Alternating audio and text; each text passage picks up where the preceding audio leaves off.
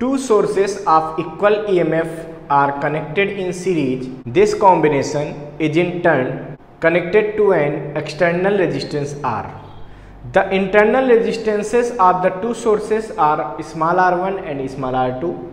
और ये भी दिया है कि small r2 is greater than small r1. If the potential difference across the source of the internal resistance small r2 is 0, then R equals to।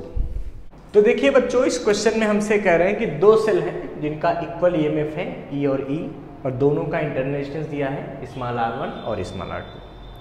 हमसे कह रहे हैं ये दोनों सीरीज में जुड़े हुए हैं और इसके साथ एक कैपिटल R रेजिस्टेंस जुड़ा हुआ है।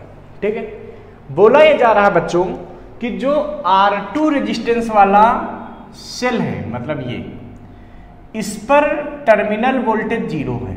इसका टर्मिनल वोल्टेज क्या है? 0।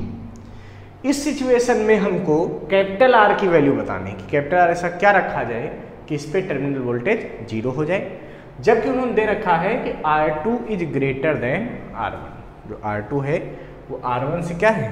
ग्रेटर देन है। बच्चों, सबसे पहले तो इस सर्किट में आपको करंट फाइंड करनी पड़ेगी। करंट जब निकल आएगी तो V इक्वल टू क्या होता है? E माइनस आई इंटू स्मॉल r2। ये लगा देंगे, I की वैल्यू पुट करके धड़ाक से आंसर निकला है कैपिटल R का। तो करंट को फाइंड करने के लिए सर्किट का इक्विवेलेंट ईएमएफ पहले निकालो बच्चों। अब बात यह है कि जैसे ऐसा लगा हुआ है तो इक्विवेलेंट ईएमएफ कैसे निकालते हैं?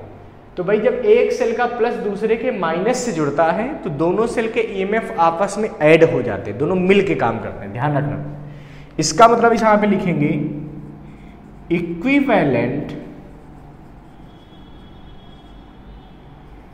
EMF of cell. तो सेल के इक्विवेलेंट ईएमएफ कितने होंगे बताओ? तो ये होगा E इक्विवेलेंट बराबर E प्लस E, यानी कि इक्विवेलेंट ईएमएफ हो जाएंगे 2E। कितना हो जाएगा? E प्लस E यानी कि 2E। अब देखिए बात यहां पे आएगी इक्विवेलेंट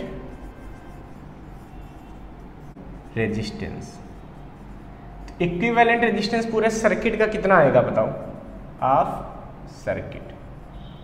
तो बेटा ये आएगा कैपिटल R इक्विवेलेंट बराबर, देखो ये सारे क्या है? रेजिस्टेंस सीरीज में है, तो R1 plus R2 plus R, ये इक्विवेलेंट रेजिस्टेंस आ गया। So current in the circuit, so current in circuit, current कितनी आ जाएगी बच्चों? I। तो I बराबर होता है E इक्विवेलेंट अपान R इक्विवेलेंट। ठीक है, सारी वैल्यू पुट कर दें। इक्विवेलेंट E कितना है? 2E। इक्विवेलेंट R कितना है? R1 plus R2 plus R। ठीक है, जब करंट पता चल गई, अब देखो हमसे कह रहे हैं कि सेकेंड सेल पे टर्मिनल वोल्टेज क्या है? 0 है। इसका मतलब ये हुआ कि जो यहां पे बात करनी है V equal to E minus I R2, क्या किया? For second cell. ठीक है, टर्मिनल वोल्टेज ये फार्मूला होता है। और अकॉर्डिंग टू क्वेश्चन, अगर क्वेश्चन के अकॉर्डिंग मैं बात करूं तो V कितना है? 0। मतलब E माइनस आई R2 बराबर क्या है? 0। या E इक्वल टू मैं लिख सकता हूं आई R2, सारी वैल्यू पुट कर दो I की, क्या आएगा भाई? तो E इक्वल टू आ जाएगा I की वैल्यू 2E अपान R1 plus R2 plus capital R into R2। ठीक है, अब देखिए E से E कैंसिल कर देंगे, 1 टाइम जाएगा, क्रॉस मल्टीप्लाई कर दो तो क्या आएगा?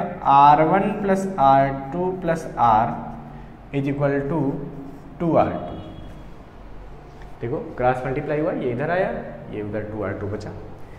इसको सबको उधर ले जाओ क्योंकि आपको कैपिटल R की वैल्यू चाहिए, तो क्या आएगा बताओ? 2R2 minus R2 minus R, देखो ये दोनों प्लस के थे, उधर गया माइनस के हो गए। तो कैपिटल R की वैल्यू बचेगी R2 माइनस R1, क्या बचेगी? R2 minus R1। So the required external resistance to maintain the terminal voltage 0 at second cell will be capital R is equal to R2 minus R1। इसका मतलब जो आपको दिए गए ऑप्शन थे उनमें से बी ऑप्शन बिल्कुल करेक्ट होगा कि capital R is equal to R2 minus R1। इसको फटाफट नोट कर लीजिए बच्चों।